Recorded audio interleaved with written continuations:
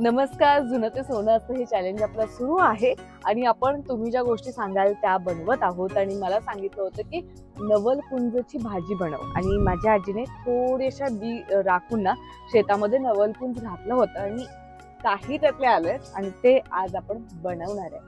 की आता बघूयात कशी बनवायची याची भाजी.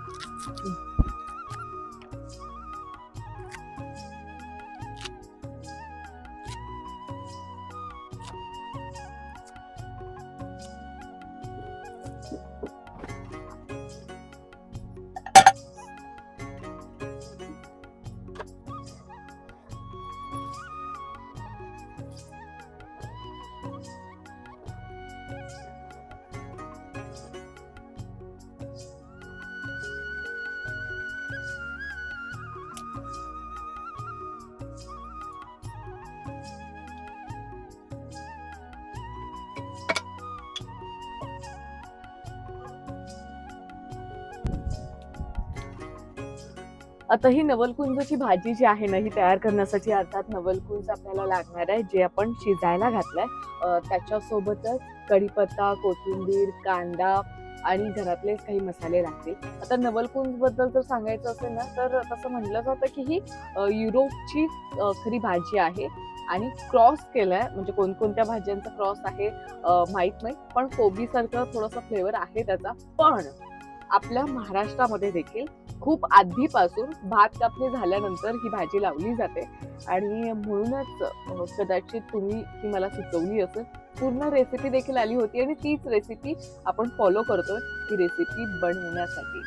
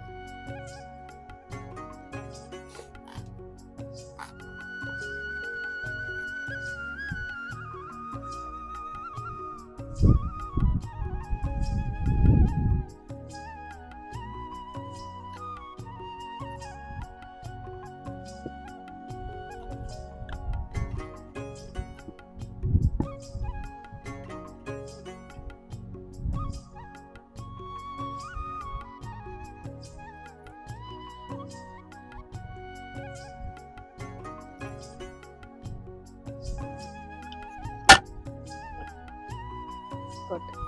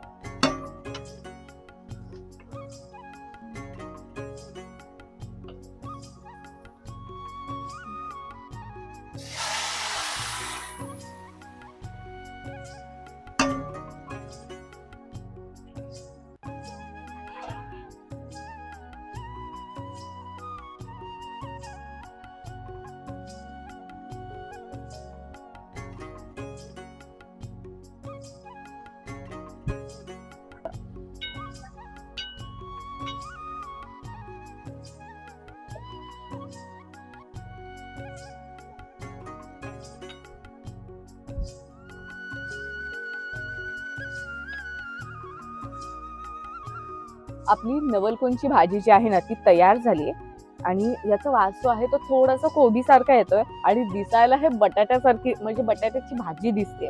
त्यामुळे नक्की कसं लागतंय पहिल्यांदाच मी ट्राय केलंय त्यामुळे बघूया.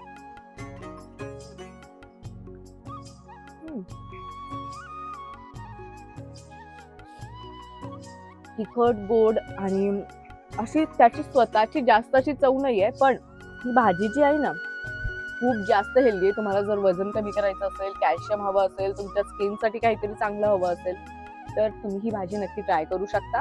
आणि हां, तुमच्याकडे या भाजीला काय म्हणतात तेही मला कमेंटमध्ये कळवा. अशा तुमच्याकडे काही रेसिपीज असतील तर त्याही कळवा आणि सगळ्यात महत्त्वाची गोष्ट सबस्क्राईब करा.